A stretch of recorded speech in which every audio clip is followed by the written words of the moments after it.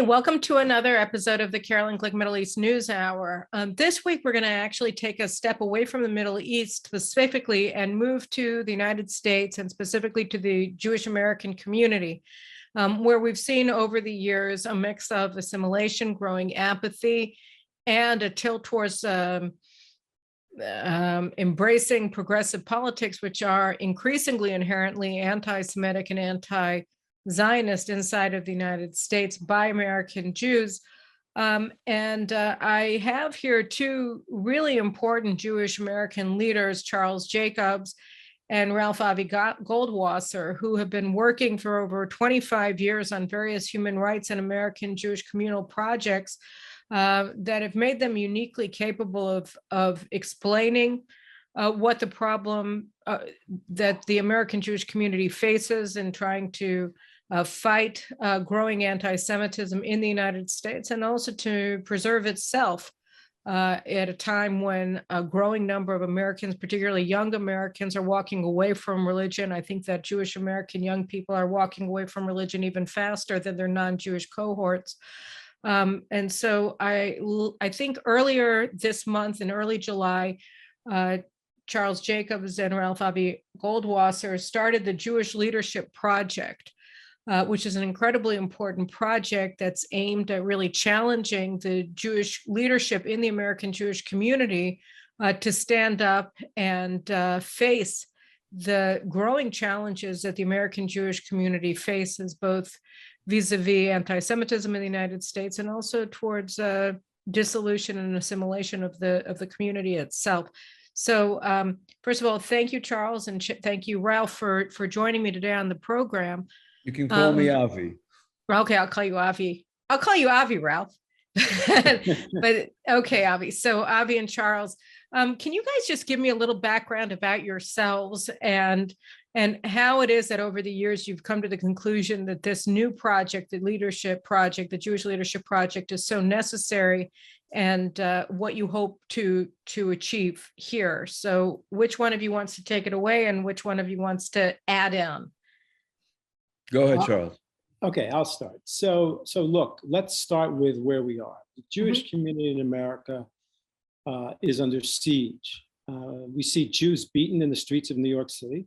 They're murdered in Pittsburgh and San Diego and Jersey City. They're stabbed in Boston. They're taken hostage in Texas.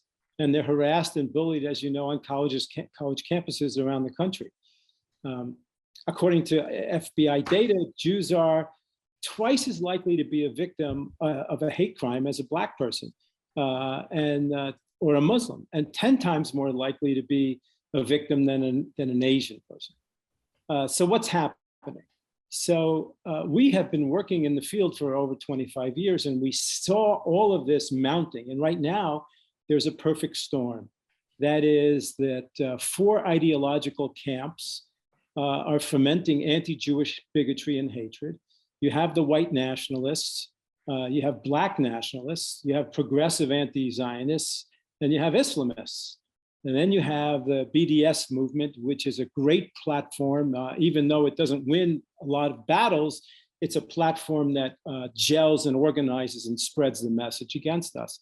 And then you have critical race theory, which is spreading throughout all of American public schools. And it is absolutely anti-Semitic. So that theory paints Jews as white people, undeservedly privileged. And it's woke anti-Semitism, and it makes Jew hatred socially acceptable and even virtuous. Our BDS, just to make clear, BDS and critical race theories, are they subsections of progressive anti-Semitism then? They're specifically progressive, or I can see BDS also falling under Islamic anti-Semitism, right? Right, I mean. And Black nationalist anti-Semitism. Right. So you have the left Muslim alliance, right? You have the Red-Green Alliance, and you have it in Europe, and that's what's chasing the Jews out of Europe. Right. So BDS is Palestinianist in origin, but it's helped. I mean, the left is laid down the drawbridge, and Palestinianism is marching into American institutions and taking them over in terms of ideological hegemony. So, and critical race theory, I think, is actually much more serious, because soon almost every American public school child is going to be learning that Jews are white or adjacent white, and they have undeserved privilege, and American Jews are supporting the racist, genocidal occupation forces in Israel, and so we're tainted by Israel, and we're targeted. So all of this happened over a period of 25 years, and the Jewish leadership failed in every way to stop it. It failed to stop the media attacks. I remember when Andrea Levin and I started the Boston branch of CAMRA, Committee for Accuracy in Middle East Reporting in America. We were asked to see if we could get Abe Foxman of the ADL to do this job instead, to be the media watchdog. Because why? Because he spoke with the voice of the Jewish people, and they told us that if we did this, we would just be one of a group of, we would be the right wing in a panoply of Jewish organizations. And that we said, yes, let Foxman do it. That would be great. It's important that America hears from the speakers of, that have validation to be leaders of the Jewish community. And he said no. And I would tell you that when he said no, and that, by the way, was the new anti-Semitism, that, painting Israel as the cruelest among nations is the new way to get Jews. That means that the top Jewish leadership didn't get it. And I would say that when he made that decision not to be the one to take that on, that was the beginning of the decline of Jewish power. And then we went to the campuses. We went, Avi and I were called. But here you're ascribing the failure or the eclipse of Jewish, of the American Jewish community to decisions decisions made by the American Jewish community not to defend against liberal anti-Semitism as manifested at that time, among other places, in hostile media. And the question is, and I don't know whether it matters, but the question is it really because the Jews stood down, or is it because the phenomenon over time has grown in power and strength? Or are they intricately related and there is no chicken and no egg here? They're just both two sides of the same coin. No, I think there was a chicken, and the chicken was Foxman at the ADL. I mean, there was a point where he denied, he declined to do it. People asked him in the ADL. Israel is I was reading the Boston Globe every day, and it's despicable.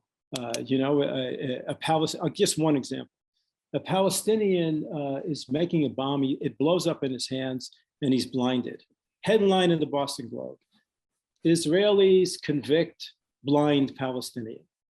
Right? I mean, you can't get worse than that. And it was on a daily basis. Well, I don't know. I've seen some that were actually even worse than that. Like when you had Tuvia Grossman, who was seeking shelter from a border policeman after he was beaten by a Muslim mob, an Arab mob in Jerusalem in 2000. And they claimed that in the New York Times that he was a Palestinian who had just been beaten by the border guard who was protecting him. So, I mean, the misrepresentations, the distortions, and the libels are so legion, not to mention Netanyahu walking a dog that looks just like Donald Trump, another infamous New York Times. But when this all started in the late 80s, when it flowered, the Jewish community had a choice to make. Are we going to take this on as anti-Semitism, or are we not? Or are we going to say, well, there's two sides, and we're not going to be McCarthyites, etc. So they made that choice, and I think that choice was historically important and devastating to us. Can I ask you one last question before I let you go on? I'm just curious. Another example that popped into my brain while you were talking was it Time magazine, when they were talking about Begin's rise in 1977, and they said Begin rhymes with Fagin. Remember that? Yes. So I'm wondering whether the changing of the guards in Israeli politics between the old Social Democrat Labor Party and the Likud Party, which was considered more far to the right, in 1977 had any impact on the Jewish community in the United States' willingness to defend Israel, or whether this was a separate issue completely.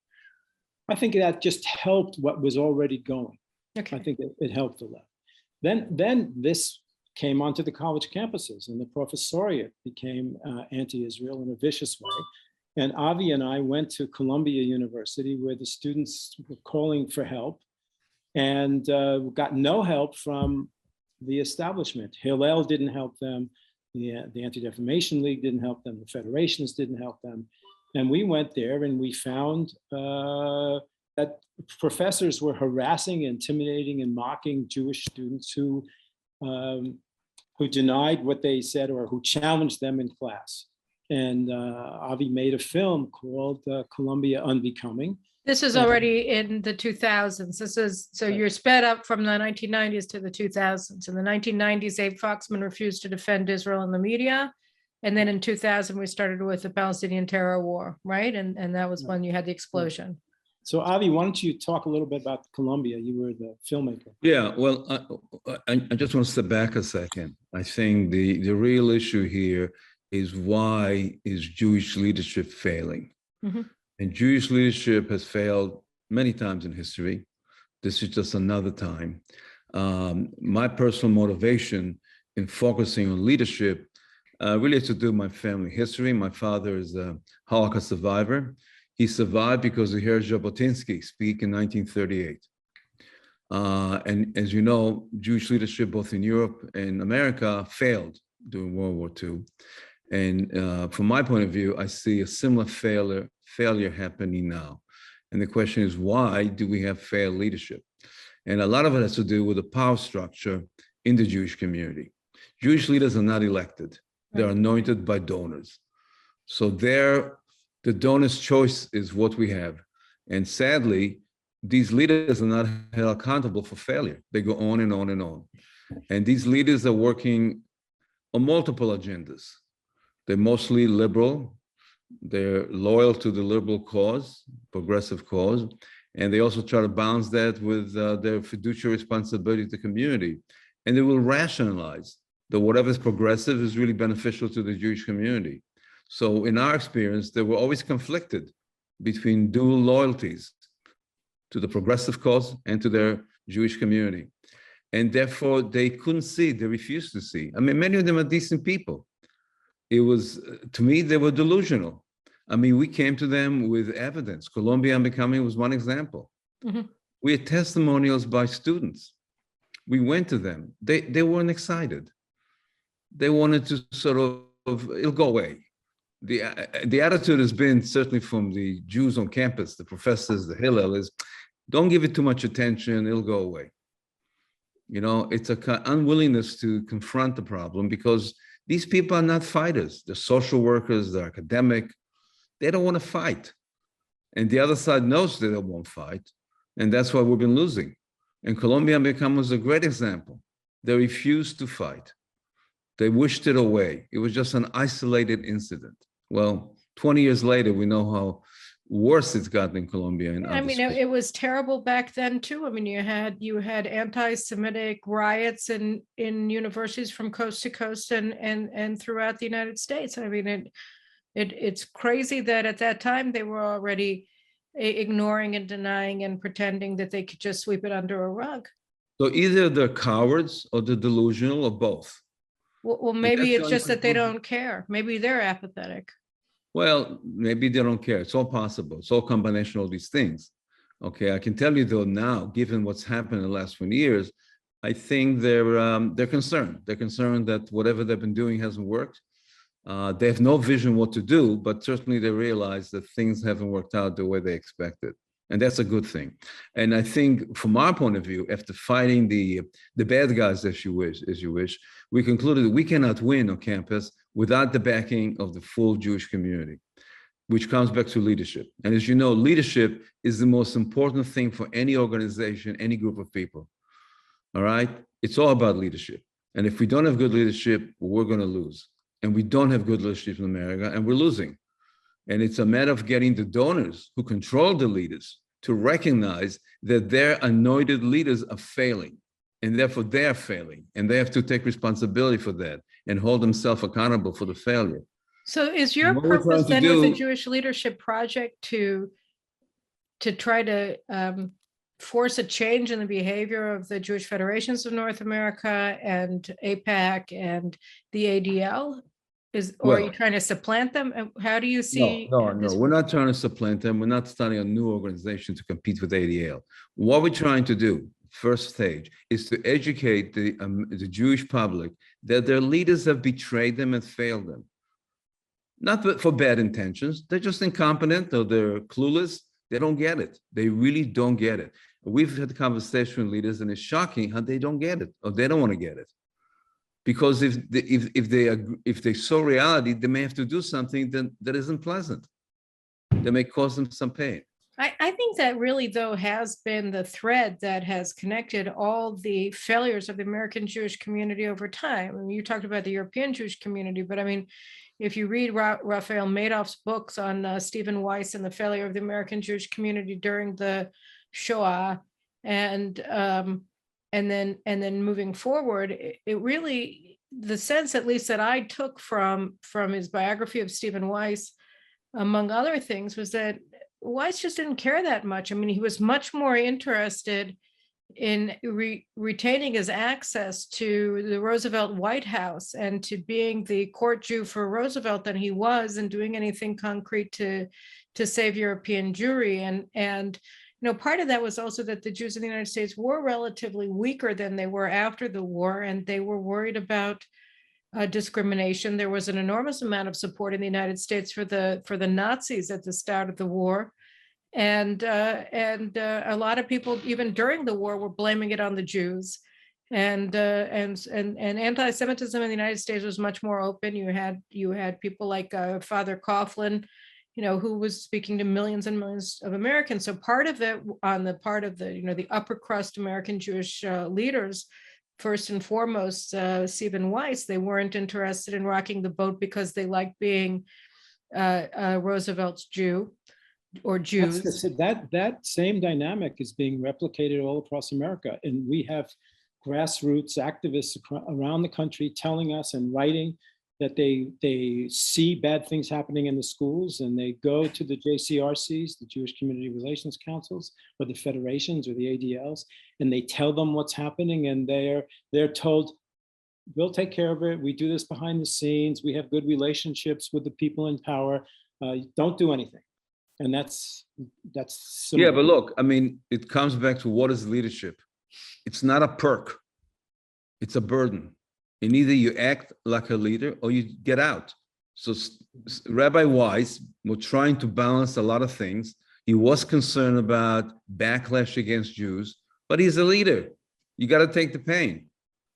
And he wasn't willing to take any pain at all. And that really goes to, you say what leadership is in the ideal, but the fact is that you have these hidebound organizations that have been led by the same people for decades who groomed no successors. You know, just look at the ADL and Jonathan Greenblatt. And, you know, Abe Foxman was at retirement age well before he retired, if I'm not mistaken. And there was nobody on hand to take over who was going to continue on with the mission of the ADL, for better or for worse, as he had carried it out. And you see this in organizations all over, so that, yeah, and you look at their you look at their 6- and 7-figure salaries, and you understand why they're in no hurry to vacate their post. And you know that they see their job first and foremost as maintaining their very close relations with their boards and with their donors, so that they can keep getting the perks of leadership and the status of leader without actually doing anything to protect the community. So, I mean, it's very difficult as a practical matter to get better leaders when you have the failed leaders who just never leave their jobs. Well, the problem is of the board of trustees and the donors who don't hold these leaders accountable. They get away with this. All right. There's no accountability. Nobody gets fired. And you're right about Abe Foxman. He stayed for too long. And the board and Abe failed to have a succession plan. All right. And whatever they were thinking, obviously, they may have some regrets today, or maybe they don't. Because basically, these are conflict-averse people who are more concerned with the social status.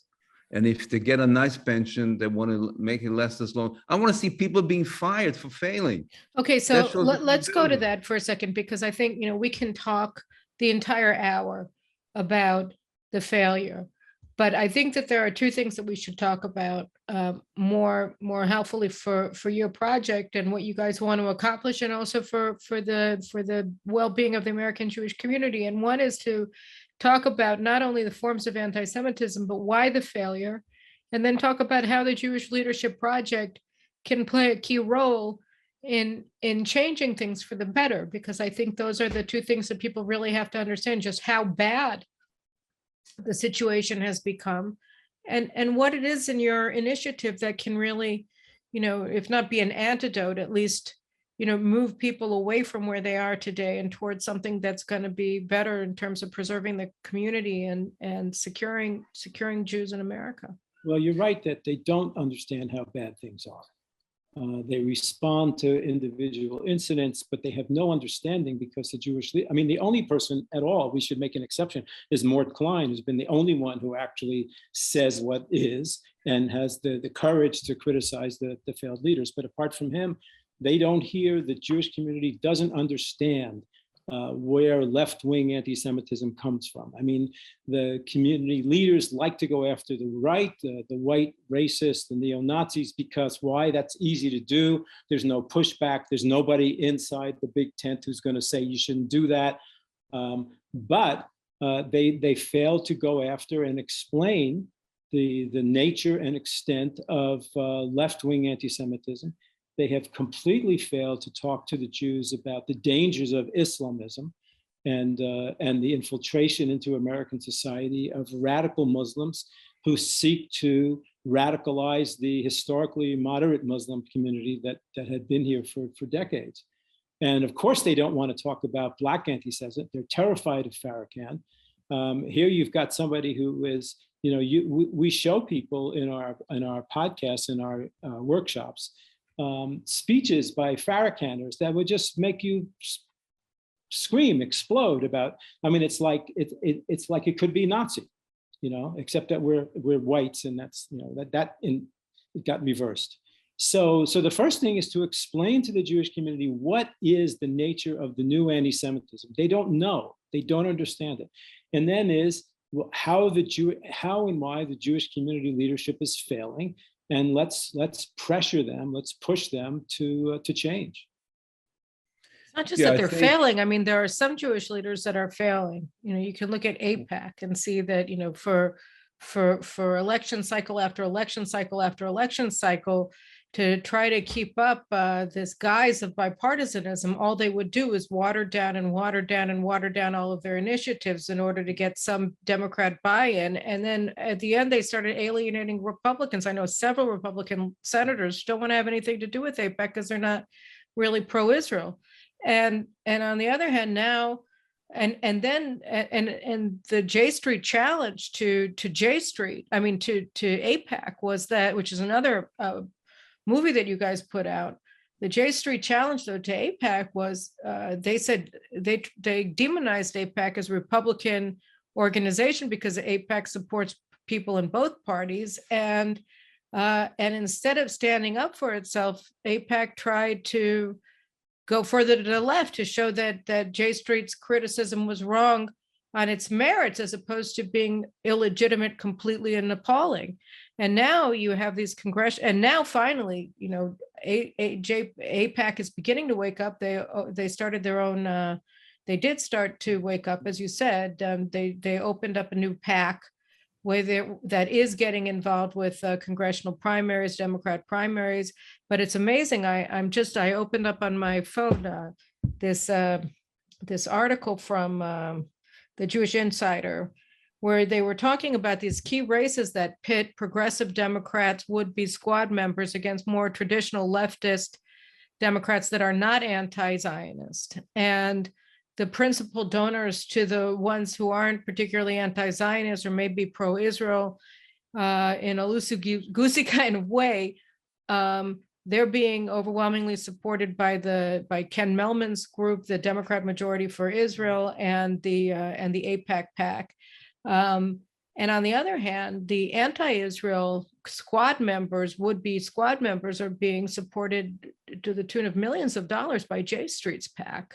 So that it's amazing now that the battle has been joined, but it's extraordinary that the Jewish organization JPAC is leading the fight to get anti-Israel, anti-Semitic members elected to the Congress against the Jews. And there are two Jews, Andy Levin from Michigan, who is being supported by AIPAC by J Street and AIPAC, and the other one are supporting the non-Jew. And it's the same thing with Jerry Nadler's race against Carol Maloney in New York.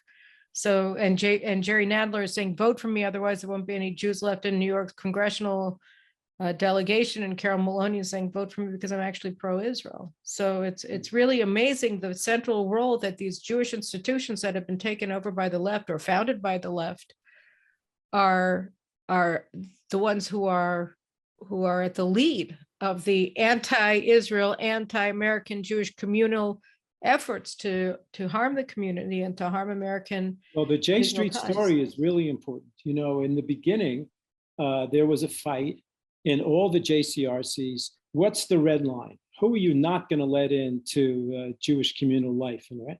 And those of us who argued against J Street argued that those people who blame Israel for the conflict, what is, after all, the new anti-Semitism? It is that Israel is at fault for needlessly oppressing this darker skinned, indigent, indigenous group of people. And if you're going to have that point of view and you're going to bring it inside the tent, you're going to corrupt and rot the apple from the inside. And that's what they did. We made the film. Avi was the producer of the film of the J Street Challenge. And we showed it to people around the country. We went to Howard Core of AIPAC. And we said, they're eating your lunch. Why don't you help get this film out? And the film got rave reviews. It was very good. And he didn't want to do it. And he didn't want to do it because he had a left-wing guy leading his campus effort who said, let's not do this. So, look, I think we can spend a lot of time describing the dysfunctional nature of Jewish leadership. And the examples you gave, Caroline and Charles, there's so many. And the question is, what do we do about it? We know they're dysfunctional. So what do you do about it? How does the Jewish Leadership Project, how does it view this? How does it view dealing with this challenge, which it seems, like you said, Charles, AIPAC couldn't find J Street because they had J Streeters inside of AIPAC who blocked AIPAC from fighting J Street. Essentially, that's what it is, right? Which was the whole point. That was the pernicious aspect of J Street's assault on AIPAC, which was that AIPAC was in no position whatsoever to defend itself. It couldn't. Look, it all comes down to lack of understanding, lack of strategic thinking on the part of AIPAC. We had discussions. We begged them to fight J Street. They didn't think it was worth fighting, okay? But that's true about Jewish leadership in other areas.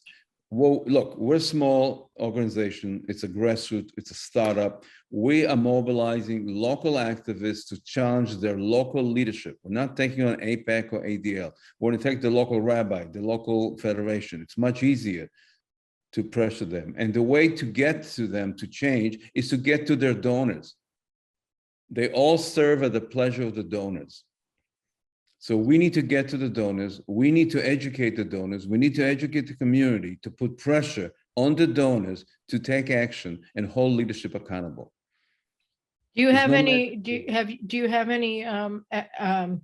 case studies where this kind of thing worked? Yes, we had one place where the activists were successful in educating the donor. The donors are not stupid, all right? They may be— They care? By and large, are the donors— they care to some extent. The question is, what do they care more about, the social status or the Jewish community? Well, we need to make them care. We need to figure out what will make them care. And we know that when it comes to Jews, shaming is a powerful thing. As long as the donors are unknown, nobody knows about them, they're the ones pulling the strings, they're not going to do things. When we did Columbia Unbecoming, Caroline, we learned one lesson, that despite all the evidence that we brought to the Columbia trustees, the Columbia president, the provost, that didn't move them. Logic, facts, reason, decency didn't motivate them. The only thing that motivated them is pain. When we had a news conference and the newspaper started writing about Colombia. That's when they removed. We know that pain motivates people, not decency or logic. So unless the people in power get pain or shamed into acting, they're not going to change. And we think that the Jewish community is ripe for this. You know, for the longest time, there's so many people who don't want to go out in public and criticize other Jewish leaders because, you know, they're at the local level. These were the rabbis, you know, who sat shiva with me, who did the bris on my kid. And how am I going to say? Oh, you went muted, Charles. You just muted yourself. I did. Okay. Can you hear me now? Yeah. Yeah, you're okay. Oh, wow.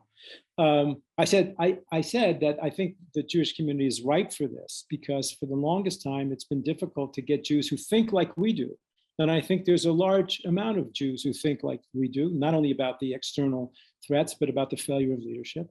It's hard for Jews to criticize their own leaders because at a local level, they're friends, they're rabbis, even though your rabbi is not doing his job and telling the congregations about what's going on campus, it's maybe difficult for you to criticize him in public. He, after all, is your friend. He came to sit shiva with you. He might have done the bris. It's a very difficult thing. But absolutely. I do think that this is a unique effort. There are no other groups that I know of who are saying it's time now to take on the failure of Jewish leadership. And I think that we'll do quite well. Already, we've been in the press a little bit, and the response has been, "It's about time somebody said this. Why haven't people said this before?" So I think that it's time.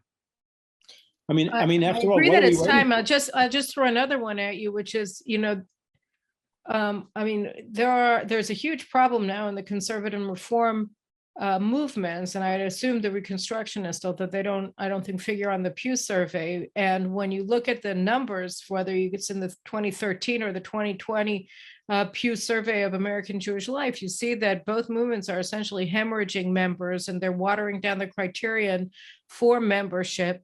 And then by doing that, and particularly in the reform and letting in non-Jewish spouses to be presidents of shoals and things like that, then it just becomes all the worse. So that when they water down the religious meaning to nothing, to whatever the lowest common denominator is, when lowest may be underneath the floorboards, they replace it with progressivism, wokeness, J Street-like social action. And there's no end to funding for organizations like Bend the Arc and others that are going to go into these dying communities and transform them into, you know, Marxist action groups. And so most, or I wouldn't say most because I have no idea, but a lot of normal people, normal Jews who are committed Jews who have been in conservative and reform congregations for decades are just leaving, and they're either leaving the community or they're going to the Chabad, but they're not starting new synagogues, because the truth is, in a lot of these communities, they're a very tiny minority, 10%, 15% of their community that says enough is enough, we can't do this. And we haven't even seen what's going to happen if COVID ever stops, because what there are 15 or 1,800 reform and conservative shuls in America. Most of them, if not all of them, closed for COVID. I mean, we're talking to rabbis who are shivering, thinking, what's going to happen when we try to reopen? Is anybody going to come back? And it has a lot to do with their failure to defend the Jewish peoplehood and Israel. And it has a lot to do with, I think, a threshold of intensity in Jewish life, which many of them don't reach. And they've all become tikkunistas. I mean, that's the new, they've traded Judaism in for socialism under the banner of tikkun olam, the false banner of. Oh, no, I know. And we have a very bizarre phenomenon here, which in Israel, which is that the heads of the leftist parties like Yesh Atid leader, caretaker Prime Minister Yair Lapid, Merav Michaeli, the head of the very post-Zionist Labor Party, they're latching on to the reform and conservative movements and trying to empower them in Israel. And suddenly, for the first time, we're seeing government documents with concepts of tikkun olam appearing in them. The diaspora ministry was supposed to be helping American Jews and other diasporas not assimilate. And instead, what they're doing is they're being used as an organ to try to expand the power of the conservative and reform movements inside of Israel. So, it's a very strange phenomenon that we're seeing. But I mean, just to go back for a second to your thing. So you have a community that is fragmented and apathetic, whose leaders are now being overtaken by activist groups that are well-funded, that are on the far left. And they're moving in that direction in the hope of reaching a new common denominator. And you think that under the circumstances, shaming the leadership is going to make them do something else? Well, look, it's been any time in Jewish history where anti-Semitism rises, you get a lot of people running away, but then you get some people who become steeled to it. Right. And I think that Jewish community is extraordinarily talented. It's got a lot of brave people, but they're not organized to take this on. All the good people so far have been doing the work of sticking their fingers in the dike, right? They work with camera against the media. They work with other people on campuses. They're fighting the external fight. Those people also need to now begin to think about, can we win that only doing that without changing leadership? And I think the time has come that they will think that. I think that you're probably right, because I think, I mean, you look at the levels of insecurity of the American Jews in terms of fear of anti-Semitism. I don't know whether it's been higher in the past, but it certainly hasn't been higher in the past 50 years, right? Well, 40% of Jews now do something that hides their Jewish identity, either not wearing Jewish clothing, identified clothing, or not going online and posting in Jewish things, or not going to Jewish events. So that fear is there. 90% of Jews think that anti-Semitism is a problem. I think that the fear is there. Even the most progressive Jews I know are getting to be very uncomfortable. And I think they recognize that Jewish leadership is not effective in fighting against the hostility toward the community. They recognize that, all right? And I think that's the opening here. They don't know what the answer is, but they know there's a problem. They're not comfortable. They could, for a while, pretend there's no problem, go back to playing golf in the stock market. But I think things are getting to the point where they're getting uncomfortable, and that's good. And we're trying to mobilize young Jews to understand that their future is being jeopardized by these failed leaders. They have the most at stake here.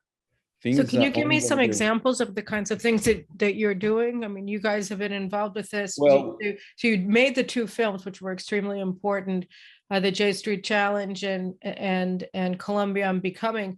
So you're going to do more films? Or are you going to, have you done more on, what's the grassroots level activism going to look like? Yeah, what we're trying to do is mobilize local people, because it's got to be a local campaign. And educate them to train their community about the failure of Jewish leadership, to put pressure on Jewish leadership when they're exposed as being a failure. We hired a young woman who will help us organize young people who have the biggest stake in the future. It's like the Greta Thunberg telling, how dare do you jeopardize my future? I mean, if you're a young Jew today, you look at the trend, you should be worried if you understand what's going on. And therefore, we think that there's, by the way, I got to tell you, we spoke to many people. For whatever reason, it's mostly young women. They are active and willing to fight, having difficulties finding young men. Some amazing. Well, I think men are being so silenced and kowtowed by the critical race theory and the anti-toxic masculinity and all of the rest of it that it's possible that they're too. Okay, we'll get the women. That's okay. But I was just going to say, for instance, I remember several years ago, a woman named Sloan Rathmuth, who I think you probably know. She was a parent in North Carolina, right. I think in Durham. And she was sending her kids to a Jewish day school there, and she discovered that the teachers there were BDS activists. And I think it was actually in 2014 during caste-led operation, the Hamas-Israel war in 2014, that the teachers at her Jewish day school were teaching the children that Israel was a criminal Nazi state. And she tried to do something about it, but you see that the people who are going into rabbinical school, you see that the people who are teaching Hebrew school, the people who are becoming Jewish professionals are increasingly woke and antithetic and antagonistic to Judaism, and they're the ones that are now taking leadership roles in the Jewish community, which is a disaster of Soviet proportions. That's the situation. Now the question is, what do we do about it? It's all true. So what could you do if Sloan came to you today and said, "Look, we have these woke teachers at our Jewish day school. How can you help me?" We need to launch a campaign to identify who has the power in those schools. Okay, who are the donors, the leaders, and they need to be exposed for what they're doing. All right. I mean, all we can do is educate people and hope that they will shame them to do the right thing. There's a problem in Jewish schools, absolutely. Okay, it's not well publicized. Okay, because the leaders don't talk about it. All right, it's step by step. The other side has been very clever. Okay, like the left, they're marching through the institutions. We're asleep. Our leaders are asleep. They don't want to create any waves. Well, we have to hold them accountable to that. It's not easy, but it's case by case on a local basis. It's much easier to get rid of a local rabbi than to get rid of the head of ADL.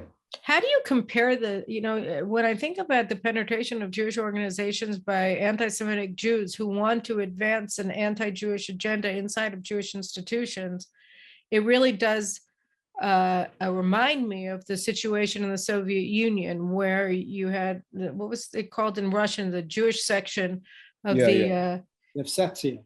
The Nevsektia, whose job it was to destroy yeshiva life in the early days of the Soviet Union and destroy the rabbis and all the rest of it, the Jewish institutional structure inside of Russia and the Soviet Union. And it's really a miracle that 70 years later, you still had what were called the Jews of silence, who were so oppressed by the Soviet authorities as Jews, and everything was done to prevent them from being Jewish. And how similar do you think, when you look at the Nevskeksia and you look at the Jewish leadership today, or the Jewish activists today that are promoting an anti-Jewish agenda, how similar do you think that they are? And what do you think explains, if you have an explanation, and if not, we can leave it, but the fact that the Soviet Jews were able to survive as Jews? Because right now it looks like the American Jews are less successful. Look, I think it's the same playbook by the same ideologues. And the sad thing is that the establishment is not aware, is clueless, a reluctant fight, too cowardly, and it's happening. We're watching it step by step. But it's not well publicized. Look, what we're doing is new and unique. People have a sense that the Jewish leadership is failing, but we're going to make it a topic of conversation. Okay. We're going to make it a discussion point. We just edited an edition of White Rose magazine where we collected 13 essays of very good people: Jonathan Tobin, William Jacobson, Thane Rosenbaum. And we're going to make that into a book where we've collected people who very, very articulately explain either the failure of Jew, the analysis of why this is happening psychologically, sociologically, organizationally, and also people giving concrete examples of their own fights that are being undermined by their local JCRCs. Very important. So I think here the headline here is, no one else is doing this. Right. No one else is saying, let's all get together and say out loud, our house is on fire and they're doing business as usual. That has to stop. And in fact, one of our first demands is to ask Jewish leaders in local communities to understand that we're under assault, we're under threat. And if they understand that, they have to declare a state of emergency. and reprioritize whatever initiatives they have to focus on protecting the Jewish community. If they don't do that, they're not serious. They don't get it. They can keep working on refugees and trends and everybody else. They have to focus on the threat to the community. But that's really, isn't it, that, I mean, there are two challenges, and I guess I keep going back and forth in my questioning about them, because one of them is the assimilation and the other one is the threat. Because the assimilationist trend is very strong. I just read another article today about Jewish organizations that are taking the Jewish out of their names. And we saw it with Hayes, and we're seeing, you know, they were talking, it was an article about organizations in Los Angeles that the Jewish Vocational Service is now calling itself something else, taking Jew out of it. The Jewish old age home is taking out the Jew in their name. And it's really, and part of it is maybe because they don't want to be part of a Boston mapping project in LA, but part of it is also, you know, perhaps, which was actually a really incredible thing. And I don't think it's going to be the last. I think it was the shot across the bow, and you're going to have more of that, because there's always more of that. After something shocking happens for the first time, the second time it happens, it's less shocking. And the third time it happens, it becomes common practice. But the Jews' response to this is to hide the fact that they're Jews. It's not just the 40% of American Jews who are hiding, you know, they're taking action to not identify as Jews. It's also Jewish organizations that are now taking action to not identify as Jews. So that's one problem, which is that the Jews just want to check out. They don't want to deal with this. They don't want any confrontation whatsoever. And the other problem is, you know, you do have, and I think the Tikva Fund has tried to fill the vacuum for the Jews, the million or so Jews who are committed Jews, who want to remain committed Jews, who are very pro-Israel, who are committed to maintaining their Jewish identity in the United States. And maybe it's just organizing them. The question here, I guess, really is, and it goes back to this, and I'm sorry that I keep banging it because I just inevitably kept coming back to it, which is, are you fighting windmills? Or should you be building organizations for the Jews who actually care, who are actually already in the fight and need to know about other people, need to feel solidarity, need to feel that they're not alone, need to understand that they're part of a movement of American Jews that are standing up for themselves as Jews. Well, to the windmill thing, you know, I'm sitting here in Jerusalem, and I met with friends of mine that I've known for a long time who have been spending their entire lives trying to build up American Jewry.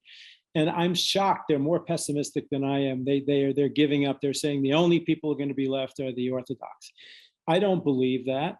I think, as I said before, when things really get bad for Jews, a lot of them run away. We know that. A lot of them hide. A lot of them just are cowards and and this universalistic way of tikkun olam is a way to do that. But a lot of them will buck up and will feel the call of history and the call of nationhood and peoplehood and justice, and they will be strong. And so our job is not to do what Tikva is doing. Tikva is doing the best, I think. It's magnificent what they're doing. Our job is to ring the bell and tell the rest of the Jews, watch out. This is really coming down upon you and you're not protected. So let's think about something to do. So I think in that way we can build a strong community. It's not going to be a majority right now, but it's going to be a strong counter to the failed leaders. And do you have anything to add to that, Avi? Well, I think we're a small organization.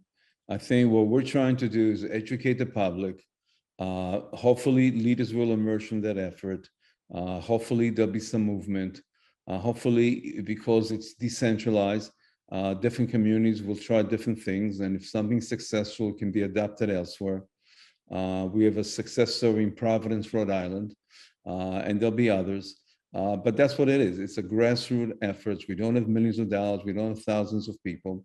But we think that times will prove us right. I think that things will get worse and people will connect the dots. My own father heard Jabotinsky tell him to leave, but it's just one person's opinion. He didn't do anything.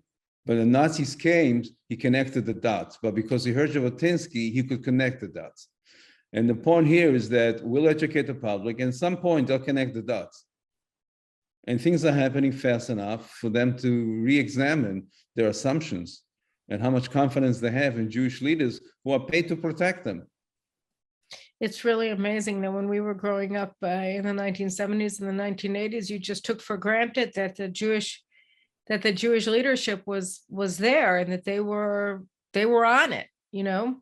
I mean, that was the assumption that we grew up with, was that even the Pritzker family owned Braniff Airline.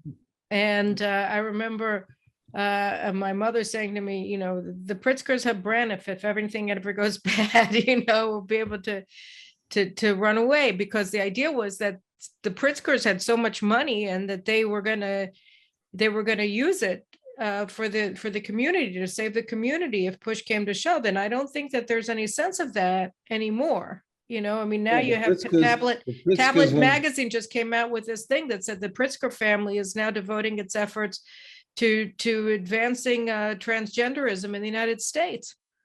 Yes, they want to play in a bigger field. The Jewish community is too small for them. They want to be world leaders, and therefore that they're not as interested in parochial issues like the Jewish community. They abandoned the Jewish community. And So, Caroline, when you and I grew up in the States, we didn't have to have security in every synagogue. No. This is a vast change, the shocking vast change. Imagine going to shul with a cop outside. It's almost like Europe, getting to be like Europe. So I think that these realities are going to impinge upon the consciousness, however deadened it is and however misled they've been so far. But you point about the Pritzkers, it's a wonderful example of what happens to rich Jews who used to support the community and now want to support a universalist community and are less concerned with protecting the Jews. And that's the danger that we face.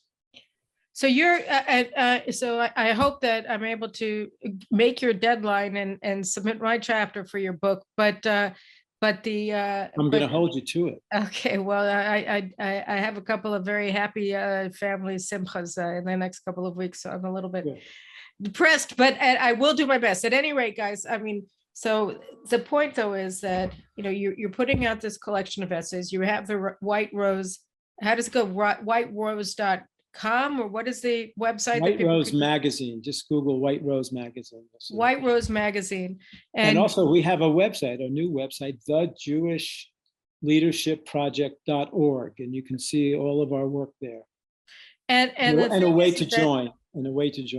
Okay, and you guys are basically your purpose is to serve as almost as a clearinghouse of ideas for people who are involved. Well, this worked in New Haven, Connecticut, maybe it can work in your community, or how can you adapt this model, or what can we do in order to help you guys put together a strategy so that you'll be working with local Jews who are seeing things like JVP members infiltrating their Hebrew schools and their day schools, and you can put together with them. You're going to be helping these local activists put together a plan for actually fighting back, right? Exactly. That's the idea. Exactly. Yep. Yes.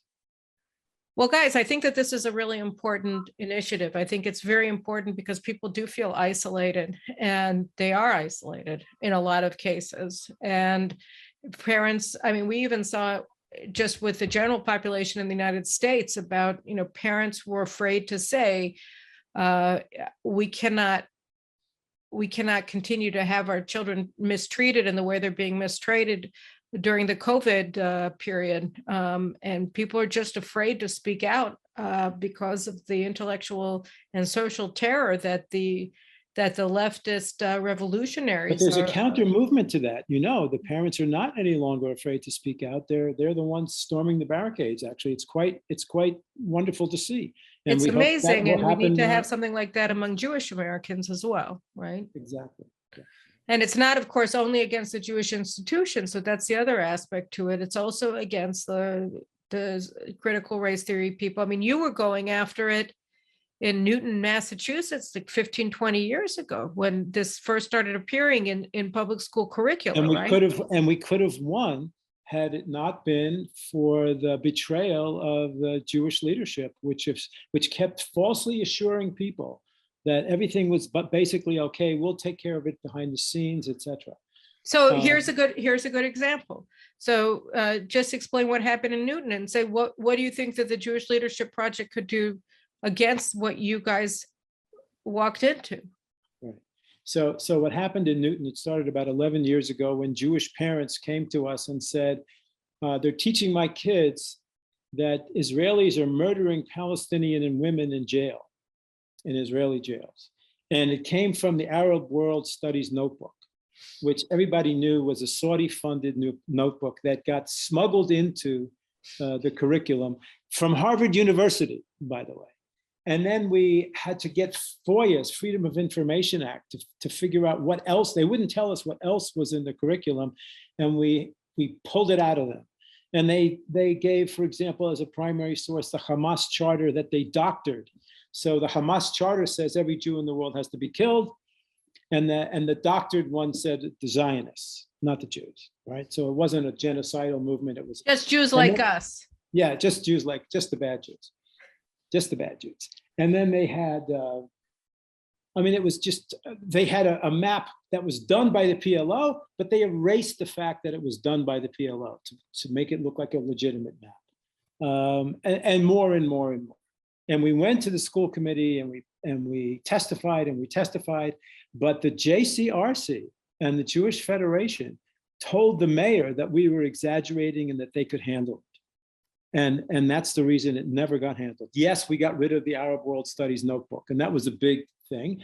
And what should they have done? They should have organized to investigate, how is this happening? Is this happening only in Newton, Massachusetts? That's not possible.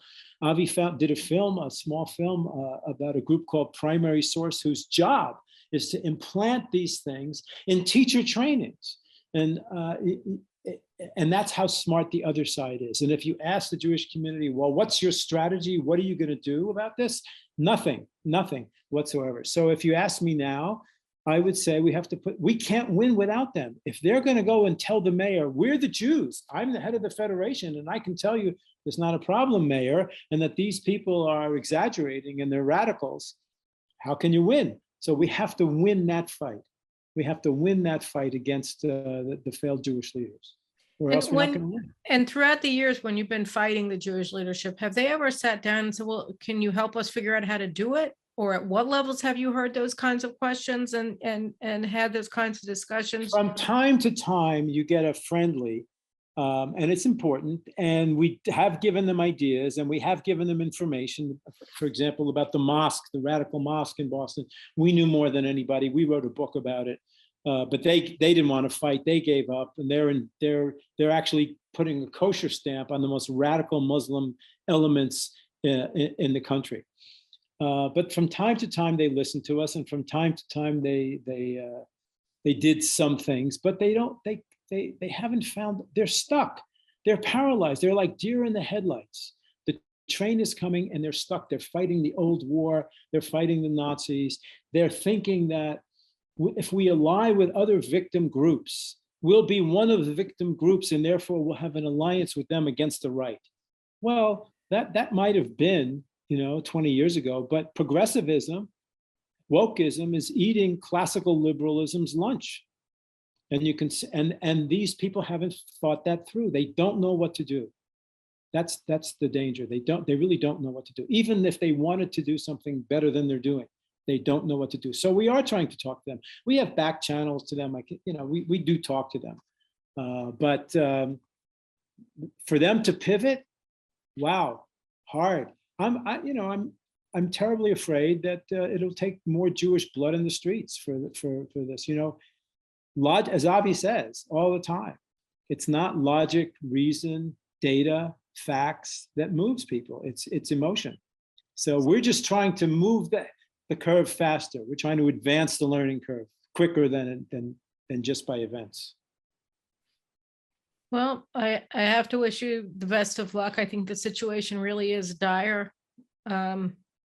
It's dire, and I think one of the problems is that the American Jewish community can't understand that it's been eclipsed. It's been eclipsed in the Jewish world by Israel. It's been eclipsed, which is a good thing, it's been eclipsed in American politics by the woke revolution that's overtaking all of the institutions that they identified with. And and they're being overtaken by their own assimilationism. And I think that, the people who want to stand up, the good Jewish people in the United States who want to maintain the Jewish community and want to be strong and have a voice in America, that they have to really work together. And I think that the Jewish Leadership Project is, you have to be applauded for trying, because I think it's really important not to give up the good fight. So, any parting words that you want to give wisdom before we move on? Well, the Jewish community has faced terrible situations in the past, worse than this. The Jewish community has within it talented, creative, brave people, and we need to rally them. And this is, by the way, this is where the action is going to be. This fight here about the failure of Jewish leadership, I think, is going to be where the news is going to be, where the action is going to be, where the fights are going to be. So stay tuned. Okay, Avi? The other point I would make is that nothing is impossible. I've been in a dozen startups. They're all acts of faith. There's no guarantees. There's no guarantees that we'll succeed here. But persistence is important, and we're going to keep fighting as long as we can. And hopefully something will come out. But we're going to keep on fighting, and we need to get other Jews to join the fight, to recognize that their future, the future of their children and grandchildren, is at stake here. They cannot be passive, be on the sideline. I couldn't agree more. I've never seen things this bad in America, and I've never seen things this bad in the American Jewish community. And you're absolutely right. I mean, I think that you can't afford not to fight, because everything is at stake, whether you're fighting the woke revolutionaries in a Jewish context or in a non-Jewish context. The future of freedom in the United States, the future of freedom in the land of the free and the home of the brave, that's what is in the crosshairs right now. And the Jews, as you said, are the canary in the mine shaft. And what happens to the Jews never ends with the Jews, as Robert Wistrich said, the late Robert Wistrich. And we have to just make sure that there are Jewish voices that are crying out and fighting this. And I think that you're giving people a mechanism to fight it together. So I congratulate both of you on the initiative. And obviously I'm here to get your voice out as far as I can. And there are a lot of good people in this fight. It's all of our fight, and we all have to fight it together. So thank you guys very much. And we'll see you again next week for another episode of the Mideast News Hour. And just don't lose faith. It'll get us much, much further than we thought it would. So thanks very much. Take care. Thank you, Karen.